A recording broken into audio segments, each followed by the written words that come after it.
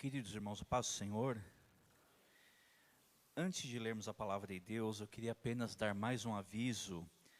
Dia 20 de maio é um sábado, pela graça do Senhor será realizada a segunda escola bíblica de obreiros e membros aqui do Campo em Guarulhos. Todos os irmãos estão convidados, será realizada das 10 às 3 da tarde. Nós estaremos recebendo o pastor Carlos Augusto Vailate, que vai estar dando 2 palestras para os irmãos, para os obreiros aqui presentes.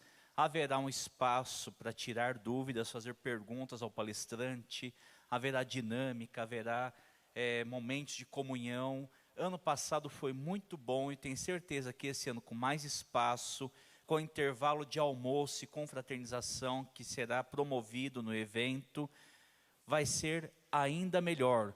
Pastor Carlos vai estar falando sobre as diferentes traduções da Bíblia, explicando por que nós temos tantas traduções da Bíblia em português, qual que é o motivo, quais são as diferenças entre elas, quais são as características de cada uma delas, e também vai estar falando sobre a doutrina da salvação à luz da declaração de fé das Assembleias de Deus, ou seja, vamos estar estudando a nossa declaração de fé à luz da Bíblia e ver como que é a interpretação da salvação feita pelas Assembleias de Deus. Se você tem dúvidas, se você quer aprender ainda mais, não perca a oportunidade. Eu me lembro que eu era novo convertido e eu não perdia um evento que tivesse alguma oportunidade de poder aprender mais da palavra de Deus. Irmão Denis lembra lá no São João, de vez em quando o pastor Paulo Romero lá da palestra, e com muita alegria a gente estava lá também aprendendo a palavra do Senhor. Vamos abrir a palavra de Deus em Provérbios 18? Não estive com os irmãos domingo passado, porque estava pregando a palavra de Deus em Vila Fátima, em uma de nossas congregações, mas estamos por alguns domingos buscando a sabedoria de Deus, e a palavra que está no meu coração está baseada em um texto, especificamente em Provérbios 19, versículo 3, mas para dar um pouco de contexto, eu peço que os irmãos acompanhem a leitura do começo do capítulo 18. Todos encontraram? Busca seu próprio desejo aquele que se separa. Ele insurge-se contra a verdadeira sabedoria. Não toma prazer o tolo no entendimento, senão em que se descubra o seu coração. Vindo o ímpio, vem também o desprezo, e com a ignomínia, a vergonha. Águas profundas são as palavras da boca do homem, e ribeiro transbordante é a fonte da sabedoria. Não é bom ter respeito à pessoa do ímpio, para derrubar o justo em juízo. Os lábios do tolo entram na contenda, e a sua boca brada por açoites. A boca do tolo é a sua própria destruição, e os seus lábios um laço para a sua alma. As palavras do linguareiro, pode entender como fofoqueiro mesmo, são como doces bocados, e elas descem ao íntimo do ventre. Também o negligente na sua obra é irmão do desperdiçador. Torre forte é o nome do Senhor, para ela correrá o justo e estará em alto retiro. A fazenda do rico é a sua cidade forte, e como um muro alto na sua imaginação. Antes de ser quebrantado, eleva-se o coração do homem, e diante da honra vai a humildade. Responder antes de ouvir, estultícia é e vergonha. O espírito do homem aliviará a sua enfermidade, mas ao espírito abatido, quem o levantará? O coração do entendido adquire o conhecimento, e o ouvido dos sábios busca a ciência. O presente do homem alarga-lhe o caminho e leva-o à presença dos grandes. O que primeiro começa o seu pleito, justo parece, mas vem o seu companheiro e examina. A sorte faz cessar os pleitos e faz separação entre os poderosos. O irmão ofendido é mais difícil de conquistar do que uma cidade forte, e as contendas são como ferrolhos de um palácio. Do fruto da boca de cada um se fartará o seu ventre, dos renovos de seu lábio se fartará. A morte e a vida estão no poder da língua, e aquele que a ama comerá do seu fruto. O que acha uma mulher, acha uma coisa boa, e alcançou a benevolência do Senhor. O pobre fala com rogos, mas o rico responde com durezas. O homem que tem muitos amigos pode congratular-se, mas há amigo mais chegado do que um irmão. Melhor é o pobre que anda na sua sinceridade do que o perverso de lábios e tolo. Assim também, ficar a alma sem conhecimento não é bom, e o que se apressa com seus pés peca. A estultícia do homem perverterá o seu caminho, e o seu coração se irará contra o Senhor. Ou, como a edição contemporânea de Almeida traduz, a insensatez do próprio homem arruína sua vida, contudo, o seu coração se ira contra o Senhor. Vamos orar? Senhor fiel e maravilhoso, Tu és bom e Tu és santo, estamos diante da Tua palavra e precisamos de Ti. Nos dê graça, nos dê virtude, nos dê conhecimento e trabalha na nossa vida, nos nossos lares, nos nossos corações, pela Tua palavra, Senhor. Cuida de cada um dos Seus queridos que aqui está, Senhor. Dê vitória ao Teu povo e nos ajuda, Senhor, a continuar Te servindo e ouvir com obediência a Tua palavra, em nome de Jesus. Amém. Irmãos, o livro de Provérbios é um livro riquíssimo. Daria para pregar em Provérbios o ano inteiro com muita tranquilidade. Costuma-se dizer que são provérbios de Salomão, mas Salomão não foi o único autor de provérbios. Existem provérbios de Agur, de Lemuel, ou seja, uma coletânea de provérbios escritos por volta do ano 1000 a.C., ou seja, durante, em sua maior parte, o apogeu da monarquia de Israel, ou seja, Saul, Davi e Salomão foram os reis que pegaram o Reino Unido, e foi onde Israel experimentou sua época áurea, sua maior expansão territorial, a sua maior prosperidade material, florescimento da cultura, entre outras tantas bênçãos, e acredita-se que grande parte dos provérbios, principalmente os de Salomão, foram escritos nessa época. E o grande tema de provérbios, irmãos bem sabem que é a sabedoria, mas não a sabedoria popular, mas a sabedoria que só obtém quem tem relacionamento com o Senhor, e relacionamento sério, que é chamado de o temor do Senhor, que é o princípio da sabedoria.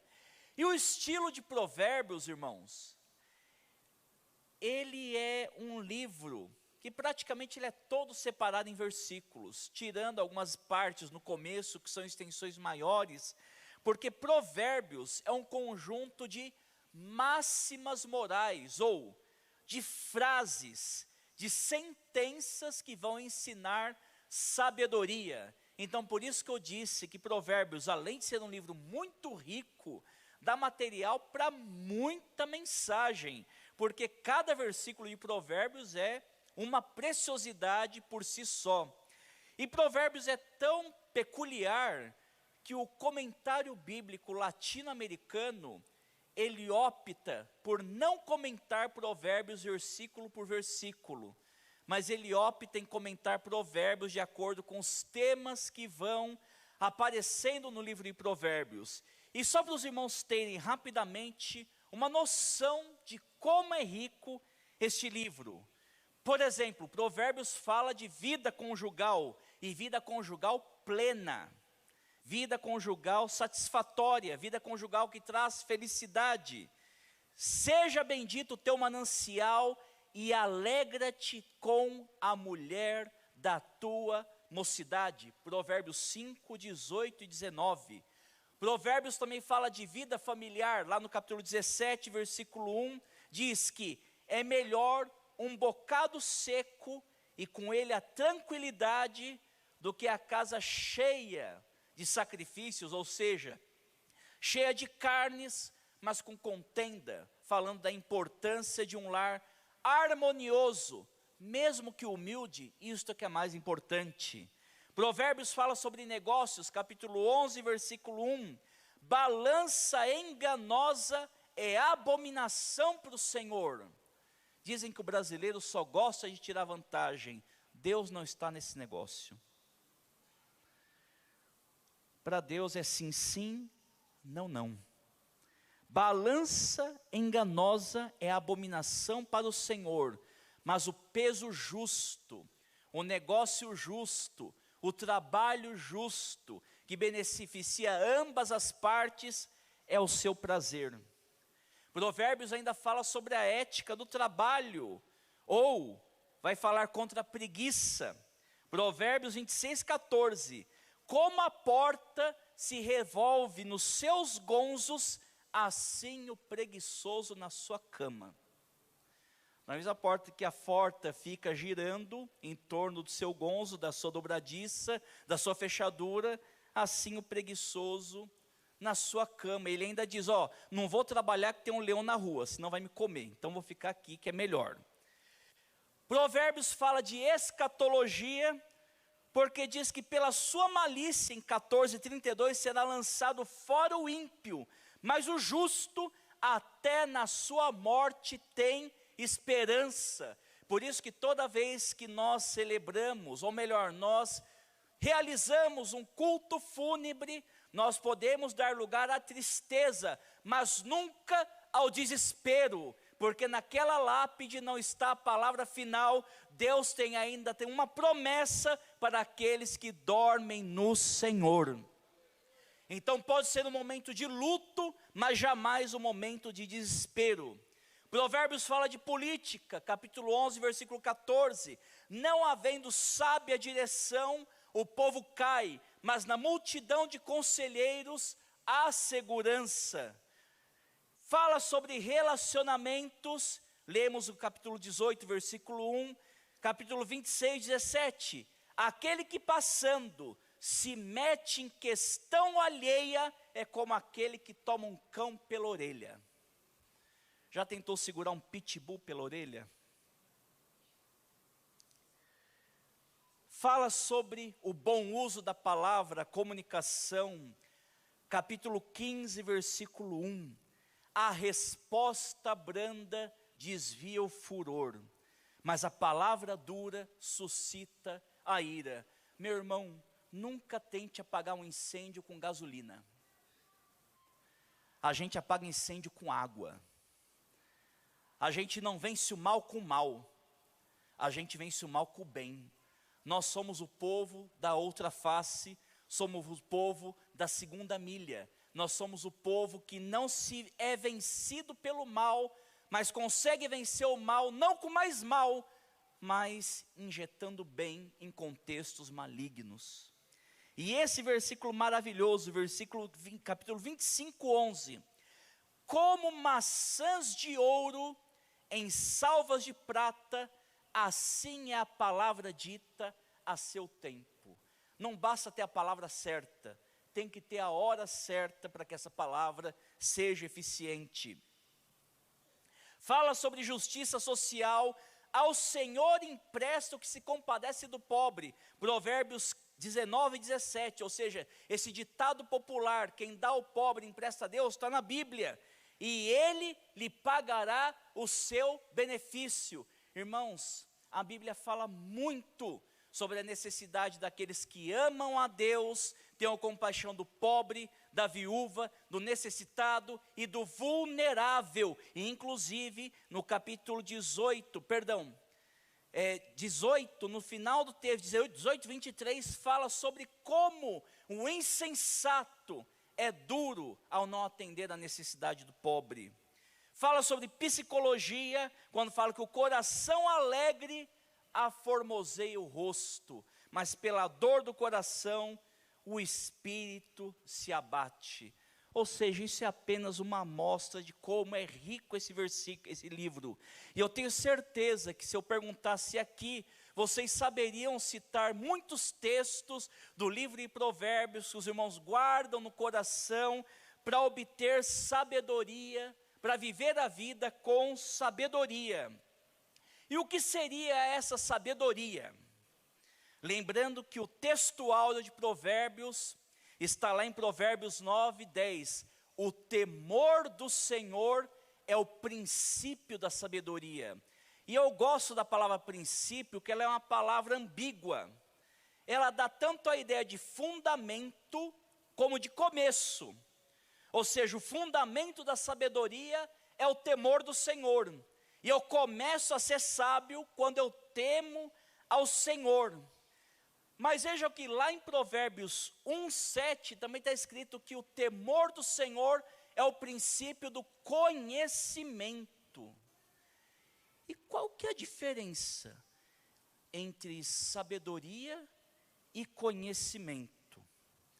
Aqui, irmãos, eu vou pedir licença para a igreja para citar Donald Stamps, que é o comentarista da Bíblia de Estudo Pentecostal, que ele vai ajudar bem a gente a entender qual que é a diferença, ou como se relaciona conhecimento e sabedoria. Ele disse que a sabedoria, conforme o emprego desse termo em Provérbios, significa viver e pensar em conformidade com a vontade de Deus, com seus caminhos e com seus desígnios. Importa em considerar a totalidade da vida do ponto de vista de Deus. Por isso que o temor do Senhor é o princípio da sabedoria, ou seja, como eu vou viver, e também é o princípio do conhecimento, porque eu vou ao mundo buscando entender o mundo, interpretar o mundo do ponto de vista de Deus, para assim obter conhecimento verdadeiro. Como? Crendo que tudo que ele diz é certo e verdadeiro, sendo este o único padrão digno para orientar a nossa vida. Da onde que vem o termo de cosmovisão? Eu enxergo o mundo, eu enxergo a vida, mas quem fundamenta a minha visão de mundo é Deus. O conhecimento que eu acumulo, a minha bagagem de experiência, eu filtro pelos valores e pelos princípios do Senhor. Por isso que o temor do Senhor é o princípio do conhecimento e também é o princípio da sabedoria.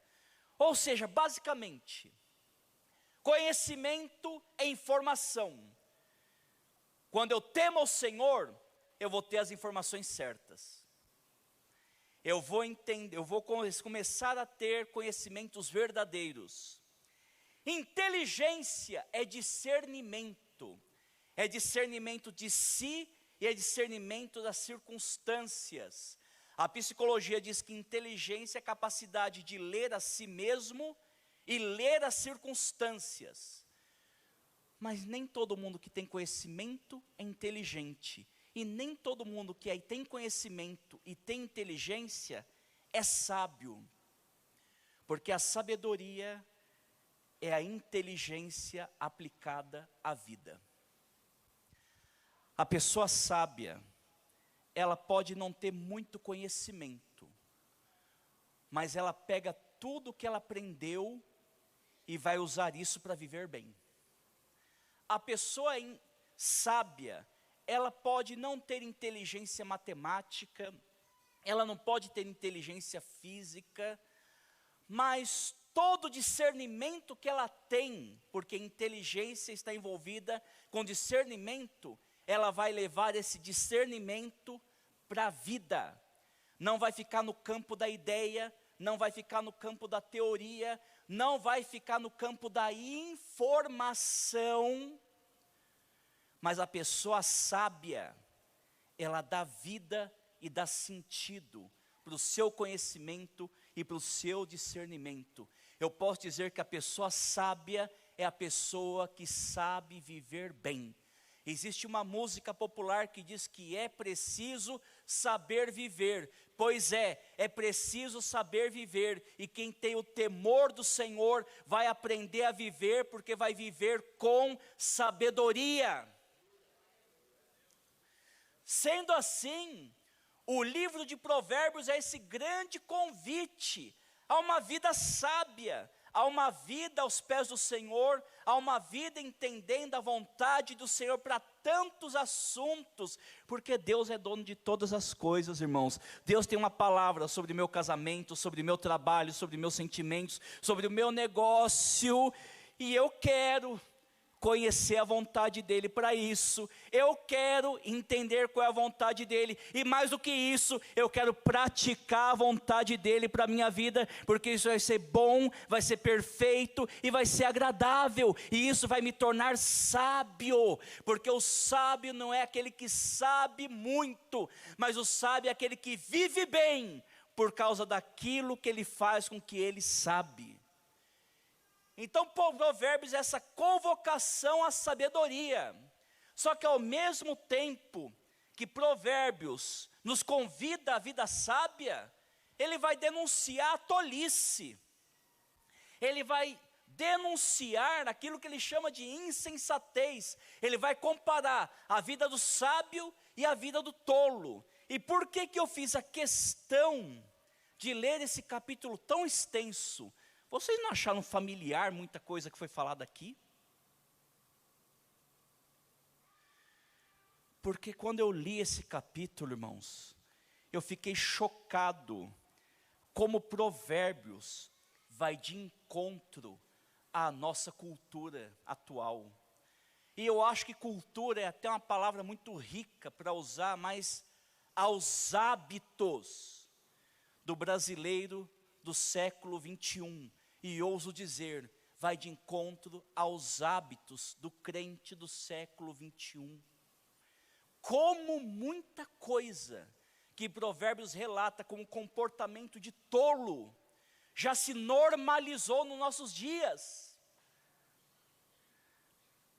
E nós não podemos achar que é normal, porque Deus nos chama para viver vidas sábias, vidas com excelência, mas não para andarmos em caminho de tolice. E então é por isso que justamente no livro de Provérbios, Deus vai de encontro aos meus hábitos, vai de encontro àquilo que eu acho bom, àquilo que eu acho que eu sei, àquilo que eu acho que é sabedoria, para revelar quantas vezes nós estamos vivendo em insensatez. E para dar prova disso,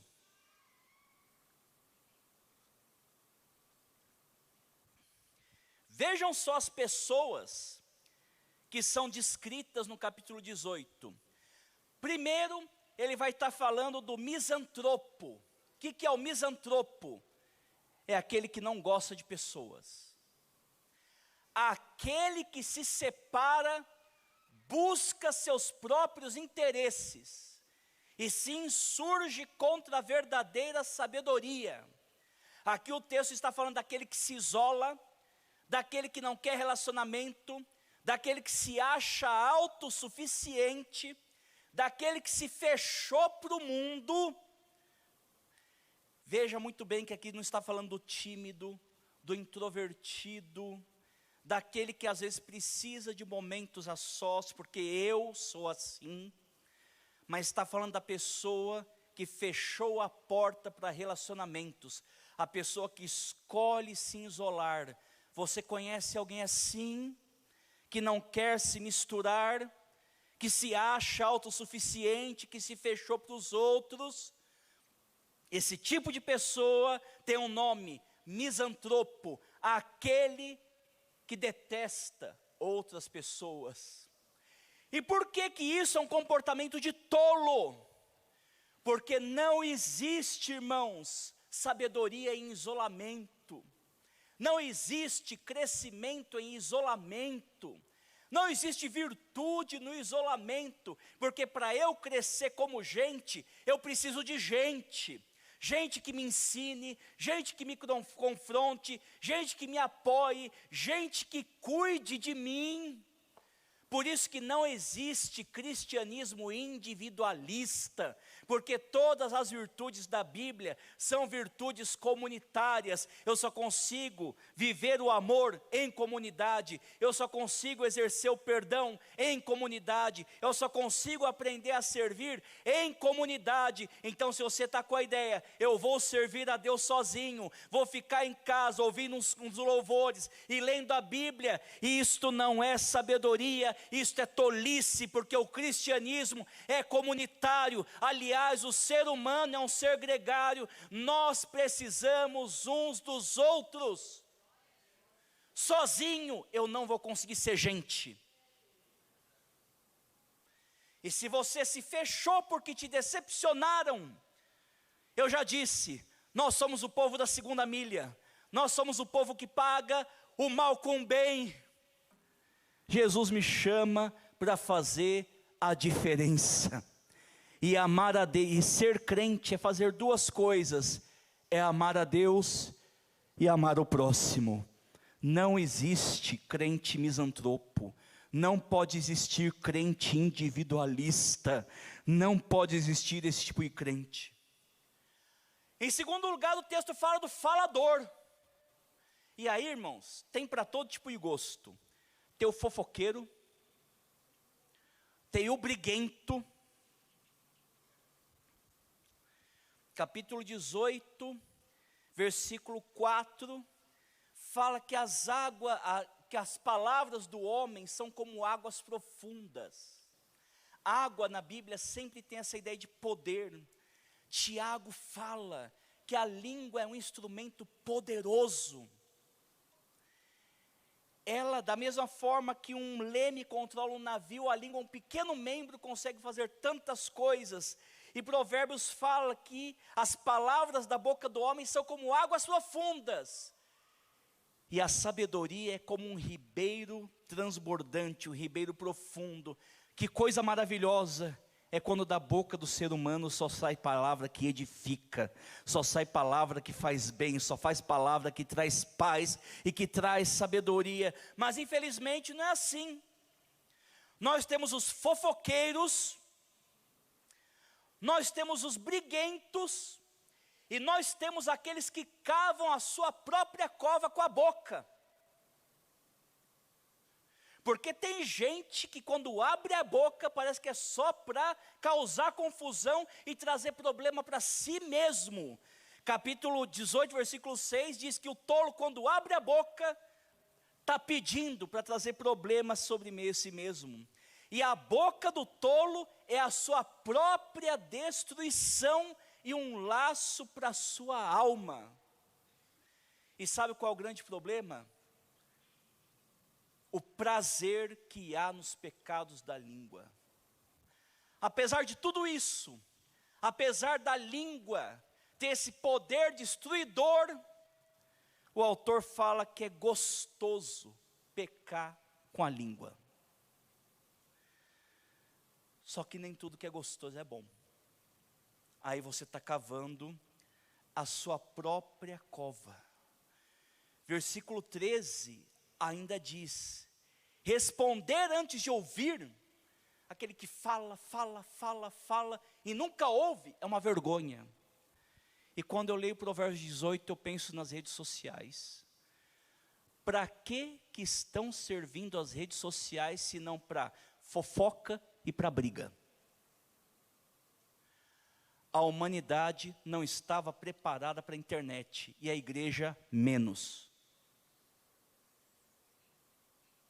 Eu tenho certeza que que se qualquer um pegar um celular, vai conseguir enxergar algum conteúdo vergonhoso publicado ou por um crente, ou pior, por páginas de instituições evangélicas. Além do falador, Provérbios ainda fala do narcisista, daquele que ama a si mesmo, ele gosta de si mesmo, mas não quer aprender. Versículo 2: não toma o prazer o tolo no entendimento, mas só em que se descubra o que há no seu coração. Sabe o que é o narcisista? É aquele que ama a si mesmo, acha que o mundo gira em torno dele, e ele é o seu maior assunto. Esse é o projeto de vida dele, viver em torno dele mesmo, mas ele não quer aprender. Ele gosta simplesmente de revelar que é um tolo por ocupar tanto de si mesmo. E aí a gente lê lá em Eclesiastes capítulo 10, que a gente percebe o tolo pela sua própria conduta no caminho. Provérbios 18 vai falar ainda do relaxado, que o negligente da sua obra é irmão do destruidor. Irmão, se tem uma coisa que eu detesto é retrabalho. Eu prefiro fazer eu, do que ter que desfazer e refazer. Provérbios ainda vai falar do injusto, daquele que faz diferença entre o pobre e o rico, e daquele que respeita o ímpio para derrubar o justo em juízo.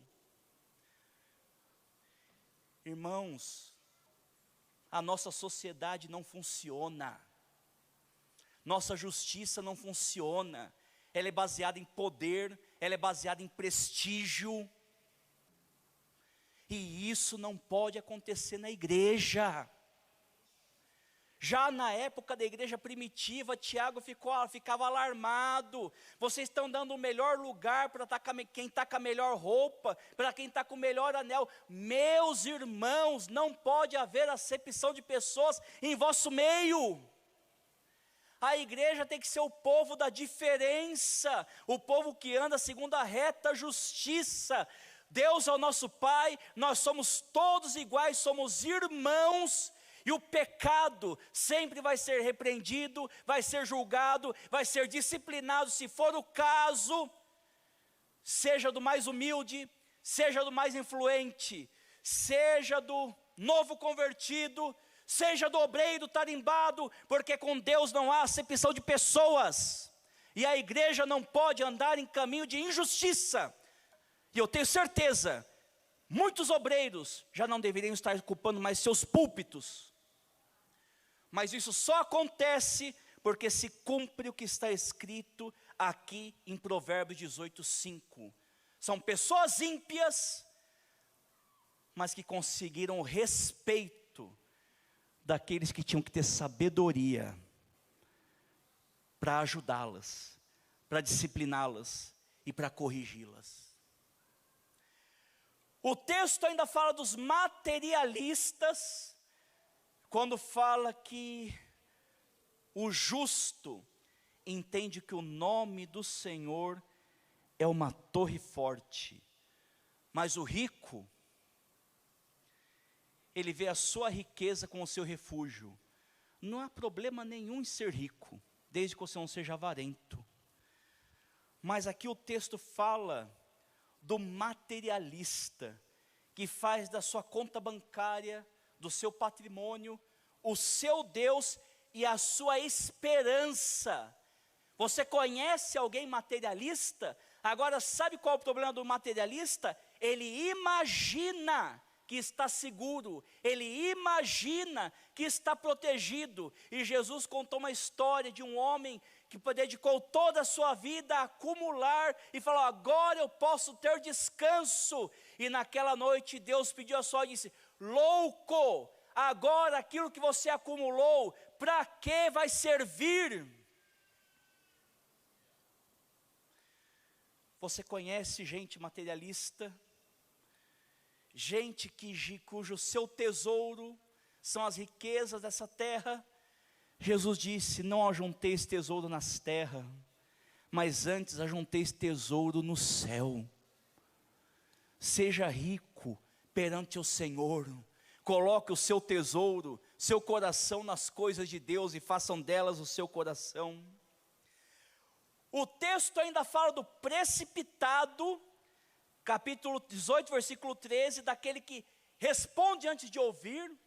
Irmão, vai conversar, deixa a pessoa terminar de falar. Nós estamos contaminados por uma ansiedade, um nervosismo terrível. Nós estamos perdendo a educação. Nós estamos regredindo do ponto de vista civilizatório. Esta geração é considerada uma geração mais frágil do que a geração anterior. E por favor, não pense apenas em questão de idade, mas nós estamos vivendo uma geração tremendamente mal educada, tremendamente insensata e tremendamente tola. Porque quando eu leio Provérbios 18, irmãos, eu vejo um raio-x dos nossos dias. E nós vemos também os precipitados nas suas ações, capítulo 19, versículo 2, diz que aquele que se apressa com seus pés peca. Irmão, antes de tomar uma decisão, vai orar, vai consagrar, vai falar com o Senhor, vai buscar conselho, mas não seja precipitado, porque a tua vida está nas mãos de Deus, é Ele quem contempla os seus tempos e suas necessidades. E o último tipo que Provérbios 18 fala é o vitimista. É aquele que se faz de vítima. Ele é o injustiçado e só ele tem razão. O que primeiro começa o seu pleito, justo parece. Irmãos, todos nós temos a tendência de nos acharmos heróis da nossa própria história. Então todos nós temos a tendência ao coitadismo e a achar que sempre temos razão. Por isso que não dá para ter sabedoria sozinho, porque quando eu começo a avaliar a minha vida e a minha causa, eu sempre vou achar que eu tenho razão, até que veio o companheiro e me ajuda a examinar. E quais são as consequências que esse tipo de pessoa encontra? Provérbios fala da vergonha. Irmãos, capítulo 3, do versículo 18, diz que vindo o ímpio, vem também o desprezo, e com a ignomínia, a vergonha. Sabe por que é tão ruim ver um crente entregue em insensatez? Porque é vergonhoso. Isso iguala o comportamento do crente ao comportamento do ímpio. Crê em Deus, mas na prática está vivendo como um ateu. Está vivendo como aquele que não tem compromisso com Deus. E a Bíblia diz que o nome do Senhor é envergonhado por nossa causa. É vergonhoso, irmãos, quando o crente não vive à altura da sua vocação. Jesus disse: vocês são o sal da terra. Sal tem que trazer gosto, sal tem que trazer preservação. E quando o sal perde o sabor, ele não presta mais, ele é reprovado pelos próprios homens. Tropeço, versículo 17 diz que a boca do tolo é a sua destruição, é um tropeço. Inviabilização de relacionamentos. O tolo não vai conseguir se relacionar. De realizações e de comunidade. Quando as pessoas se entregam para a tolice, aqui exemplificada na injustiça, no materialismo, na entrega aos pecados da fala, não existe sociedade que subsista, não existe casamento que aguente, não existe igreja que fique de pé. Porque o tolo destrói tudo isso com as próprias mãos, com a própria omissão ou com a própria boca. Frustração, porque a pessoa não vai conseguir se realizar e finalmente, aonde eu quero chegar, em blasfêmia. Porque a pessoa vai viver um caminho de tolice e no final ela vai colocar a culpa em Deus. Capítulo 19, versículo 3. A estultícia do homem perverterá o seu caminho. Não foi Deus, fui eu. Fui eu. Foram as minhas decisões, foram as minhas atitudes, foi a minha rebeldia, foi o meu orgulho, foi a minha carnalidade, foi a minha tolice. Eu caí numa cova que eu abri, fui preso num laço que eu amarrei, fui eu. Nova tradução na linguagem de hoje, a falta de juízo é o que faz a pessoa cair na desgraça. No entanto, ela põe a culpa em Deus, o Senhor. Sabe qual é o caminho, o fim do caminho do tolo? É uma vida de murmuração e amargura contra o Senhor. Isso me lembra o que está escrito lá no livro de Miqueias, quando Deus vê o povo reclamando, o povo murmurando, e Deus diz: escuta, o que eu fiz para vocês? Eu tirei vocês do Egito, trouxe para uma terra que mana leite e mel, e vocês não são felizes e botam a culpa em mim? O que Deus fez contra nós? Do que nós temos que reclamar do Senhor? Até que Ele tem nos sustentado, Ele tem nos orientado, Ele tem nos dado a sua palavra. Aí a gente deixa que aquilo que a gente escute no domingo não dê fruto na segunda-feira. E por não dar fruto, faz com que eu me envolva em tantos embaraços, me frustre tanto, e eu vou colocar contra Deus a minha frustração. Não foi Deus, fui eu. Sendo assim, o que esse texto vai me ensinar? Primeiro lugar, eu sou responsável. Você é um ser responsável. Tem coisas que Deus vai fazer por você, mas tem coisas que Deus exige a sua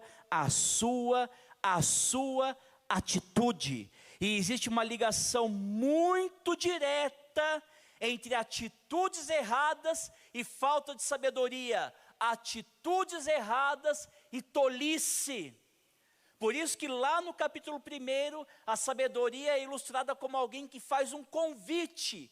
E quando as pessoas recusam o convite da sabedoria, que é o convite do mandamento do Senhor, está escrito: portanto, comerão do fruto do seu caminho. Quem planta abacaxi, colhe abacaxi. Quem planta pepino, colhe pepino. Quem planta da carne, vai colher destruição. Porque aquilo que o homem semear, isso ele ceifará. E olha, Deus é tão bom e tão misericordioso, porque o Salmo 103 tem o atenuante da lei da semeadura, quando diz que Ele não nos trata segundo as nossas iniquidades. Quer dizer que Deus muitas vezes nos poupa de alcançarmos a consequência máxima da nossa tolice. Mas um dia eu vou ter que enfrentar a história que Deus escreveu, não, a história que eu escrevi. E vão se fartar do seu próprio conselho. Eu sou responsável. Tem coisas que dependem de mim. eu tenho que tomar as atitudes certas. Segundo lugar, somos seres que precisam de sabedoria. Sendo assim, eu e você precisamos crescer e precisamos aprender. Caso contrário, vamos nos entregar à tolice. Ou seja, o aprendizado é essencial à qualidade de vida. O que adquire entendimento ama a sua alma. Você se ama? Busca sabedoria, busca a palavra de Deus, busca conselho de Deus, busca olhar a vida com o olhar de Deus, busca andar cumprindo a vontade de Deus. Quem adquire entendimento ama a sua alma, o que conserva a sua inteligência achará o bem. Provérbios 19:18. Como é que a gente acaba com o tolo? Transformando ele num sábio. Nós precisamos melhorar.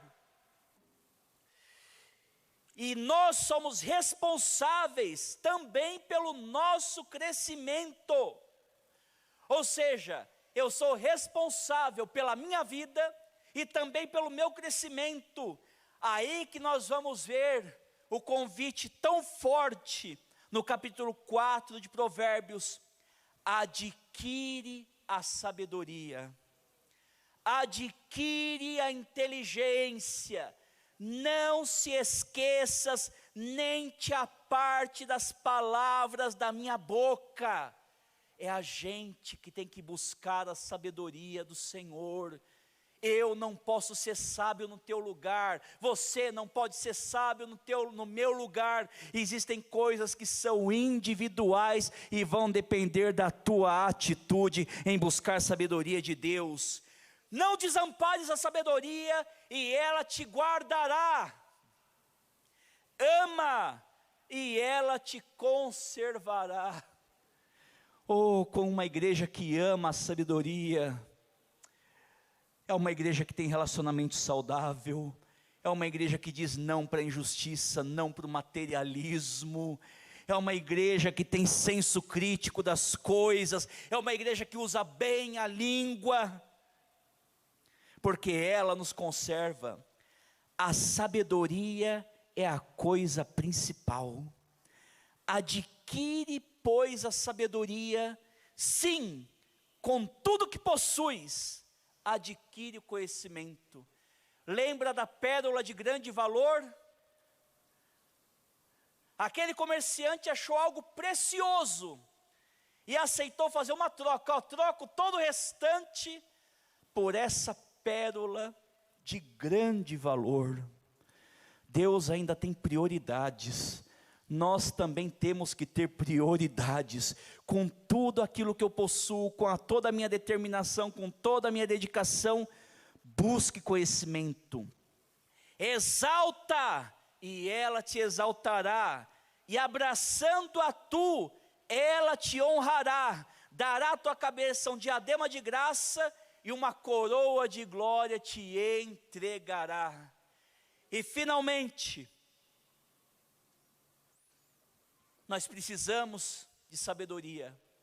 Nós somos responsáveis em adquirir sabedoria. Nós somos responsáveis, e aqui eu falo de circunstâncias sob o nosso controle. A Bíblia sempre vai focar naquilo que está na minha responsabilidade, não naquilo que está fora da minha responsabilidade. Mas é possível que o tolo se torne um sábio. O nosso crescimento é possível em Deus. O nosso crescimento é possível em Deus. Provérbios confronta a tolice e a sabedoria. E quando a gente olha e vê como estamos habituados a uma vida tola, uma vida de vitimismo, de materialismo, de acepção de pessoas, de tagarelice, ai de nós, porque Deus nos chamou para uma coisa tão excelente. mas é possível melhorar. Tiago 1:5.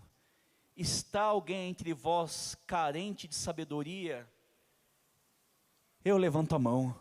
Oh Jesus, eu quero aprender. Eu quero aprender. Qual que é a receita, Tiago? Pede para Deus, que Ele vai dar liberalmente, e não vai lançar em rosto.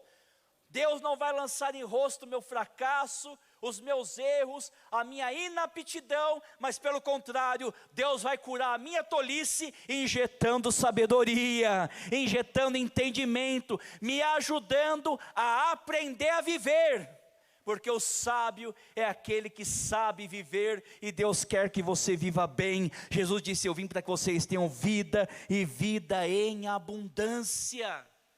Não é à toa que Jesus disse: vinde a mim, todos que estáis cansados e sobrecarregados. Irmãos, porque quando a gente vive segundo nossos valores, segundo os valores do mundo, o resultado é aquilo que Salomão falou: é enfado, é canseira. Eu estraguei a minha vida. Mas Jesus disse: você está com a vida estragada? Vem a mim, eu vou te aliviar. Eu vou tirar esse fardo de você, esse fardo que te oprime, que te esmaga, te destrói, e vou dar o meu fardo que é leve. Você carrega o fardo de Jesus com cabeça erguida. E aprendei de mim, que sou manso e humilde de coração.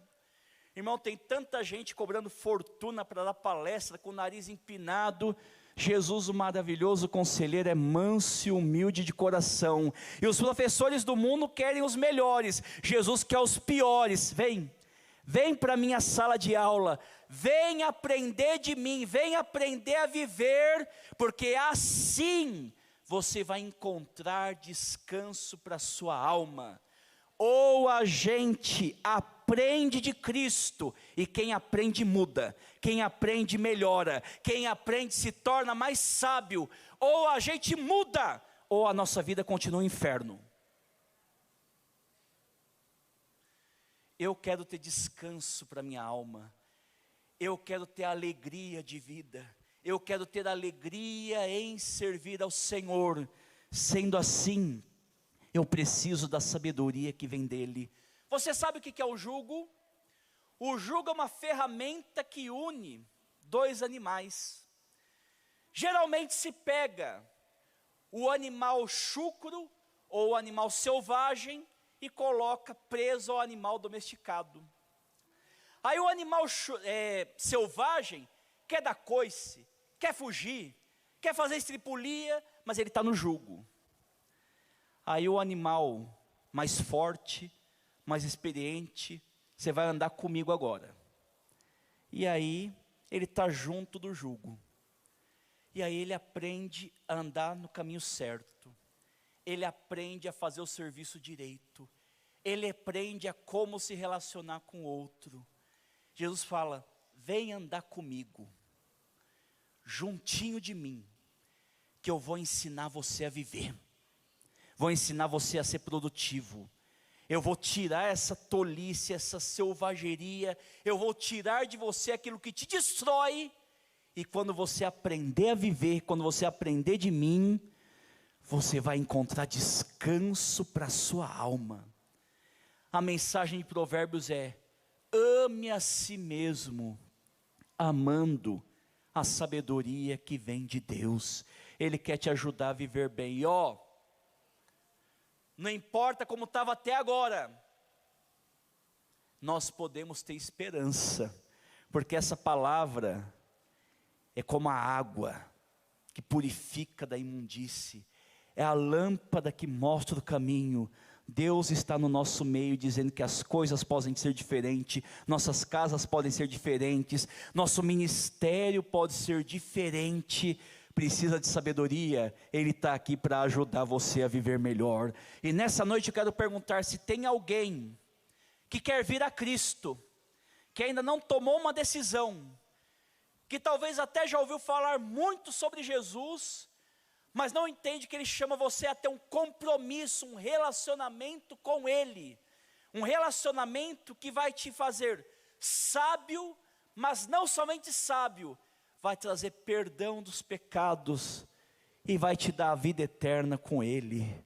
Você precisa vir a Cristo, para encontrar descanso para a sua alma. E eu quero perguntar, alguém quer aceitar Jesus essa noite? Alguém quer se reconciliar com o Senhor? Alguém que tenha se afastado dos caminhos do Senhor? Levante a sua mão, como sinal de fé, nessa palavra que foi pregada. Não há ninguém para Jesus essa noite. Se você está com vergonha, não deixe de procurar um pastor, um obreiro, mas não saia daqui sem firmar um compromisso com Jesus. E igreja do Senhor, que a nossa vida seja boa, perfeita e agradável, como é a vontade do Senhor. Que Deus abençoe em nome de Jesus.